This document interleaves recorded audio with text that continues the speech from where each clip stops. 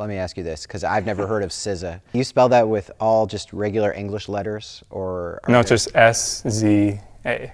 Oh. So here's why I think snare drum warm-up is so important. You spend years and years preparing to be a percussionist. Every day you practice, and that practice affects your ability to play the music that's happening right now. In the long run, your daily snare drum warm-up affects how quickly you build the type of chops you need to get into college, to get into summer festivals, to play any kind of music, and to win a job in a big orchestra. February is snare drum warm-up month. We're talking about everything having to do with snare drum technique. I have the pleasure of having my friend and colleague, Stephen White from the Metropolitan Opera here today. Welcome, Stephen. Stephen won the job like a year ago, right? Or a year and a half ago? Yeah, something like that, yeah. In this very room, I might add. We are in the C-level orchestra room at the Met. He sounded amazing. His snare drum chops are ridiculous, redonkulous. My mission is to find out how different people warm up on snare drum differently. I'm sure that my warm-up is different than yours, and I'm sure that both of our warm-ups are different than Greg Zuber's, who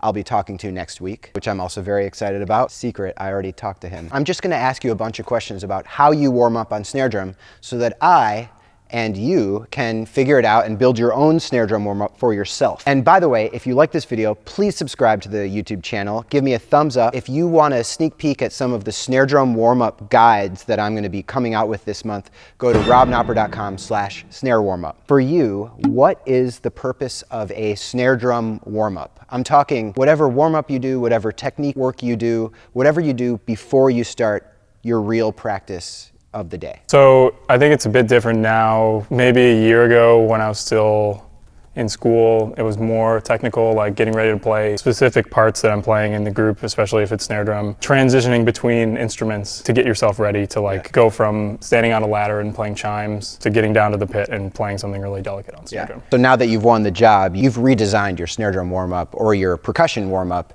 to be most effective for your daily activities. Thinking back to when you were in high school and college, what did you feel the purpose of your snare drum warm-up was then? Well, I think maybe it's the same goal then as now, is just like it's a snare drum warm up, so it's getting your hands warm, getting them ready to do whatever you need to do, whether it's performing or practicing excerpts or practicing solos or any kind of music. As you're in school, as you're getting ready for auditions, when you were in your true building phase of your snare drum technique, how long did you warm up every day then? Probably changes day to day, but probably at least like 15, 20 minutes. And then right into whatever rep you're working on.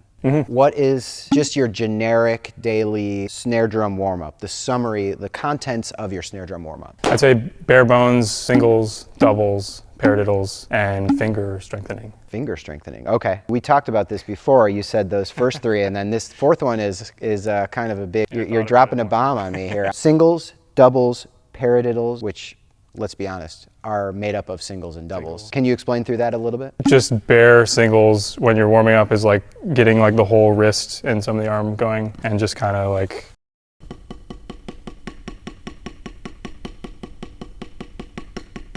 stuff like that. And then also like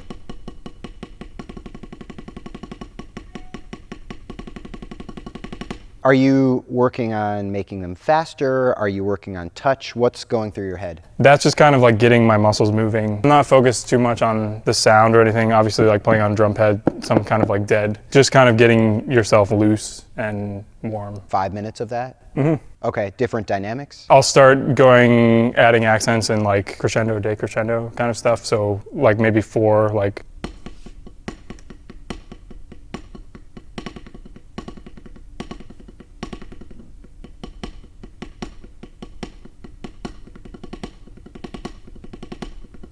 So doubles, I like putting on music and playing. Okay. What kind of music? Mostly like hip hop, rap. Interesting. Yeah. Anderson .Paak, SZA, Kendrick Lamar. Let me ask you this, because I've never heard of SZA. You spell that with all just regular English letters, or? No, it's just S-Z-A. Oh. Why do you like that? Consistent tempo, or it's just your favorite kind of music? Consistent tempo, but also like I found that I get really bored playing with a metronome. When you play with music like that, it feels like you're playing with a metronome, but it almost injects some of the other things that you want, like feel and like groove. All the things that our teachers tell us that our playing needs that we can't do. Yeah. It motivates you to play more musically if you're playing along with music. And you can't play to Puccini because there's too many rubatos and it's not quick enough speed-wise. So do you pick the music based on particular tempo, or do you just find a mood, or how do you pick? Yeah, I think usually it's like a playlist. Maybe we can get one of those playlists and put a link in the YouTube video. Stephen White hip-hop playlist. So you would play along with excerpts while practicing excerpts, and then you would think back when you were trying to find the tempo and be like, oh, Dog by SZA is the same tempo as Scheherazade movement 4. Oh, doubles. Yeah. So basically it's really simple. It's going back and forth between playing flat doubles and then working on the second note of the double, really accentuating the second note. So you can kind of go any tempo, but just kind of.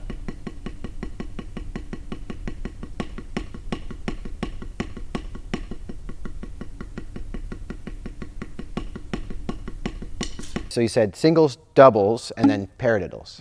You play paradiddles with the accent on different parts of it? Okay. So it's something like.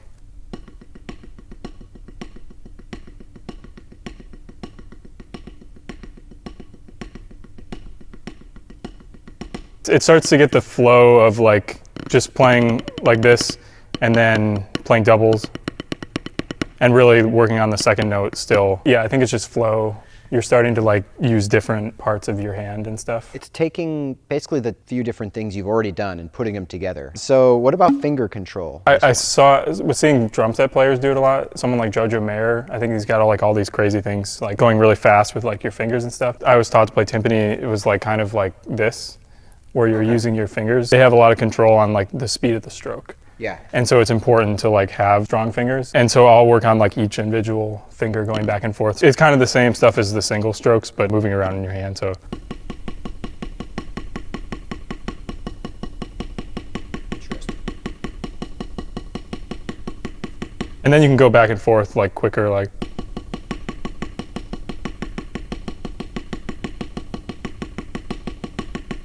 So are you only doing one finger at a time, or are you doing two at a time? Just one at a time. It's just the fulcrum and then one finger, like just the pinky, and then just this finger. I see. The stick's like always moving in my hand. Like if you want different color or different speed or all these different things, it's like never always in one spot. Like you can't always play in the front of your hand. So you have variable technique. It's like a bike with the different gears. Like there's a reason there's all those gears. You might be playing something in the back of your hand and then like really quick you need to transfer like to this part of the drum and like playing really delicate, like really soft, and so it's easier to control in front. This warm-up built your technique to be able to play all these different kinds of playing for auditions and daily work.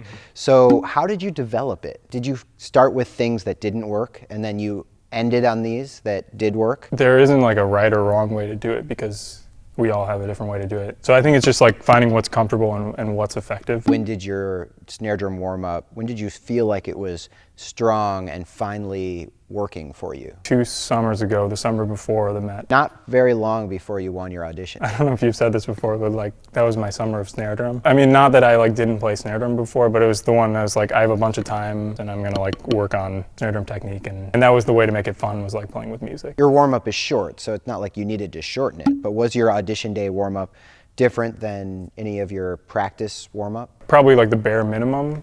Because you never know, like you have 10 minutes and then you have to go play. Right. I think it ended up being a lot longer. And I had like my big headphones on, so I couldn't hear anything else, and I was just kind of just like playing it. What's your last piece of advice for our fine viewers at home? Just have fun. Find a way to make it fun, because we're all like practicing for crazy amounts of hours. And if you're not having fun, then I don't think it's going to translate as well when you have to like actually play. You're not going to will yourself into the practice room. You're not going to do as much work in there, and people listen to you, they're not going to have as much fun listening to you. It's very nice, this guy. I hope to see you many more times on the channel. Thank you very much, Stephen. If you guys are interested in starting to develop your snare drum warm-up, try some of this stuff that Stephen is talking about. Singles, doubles, paradiddles, and finger control. Next week is Greg Zuber, but after that, I'm gonna be talking about how I warm up. If you want to download my version of the warm up, you can download that at robknopper.com/snare-warmup. Questions, if you have technical snare drum questions, I would love to take this month to try to answer some of those for you, either here or on the Facebook group. Please write in the comments. I would love to hear from you, and I will see you in the next video.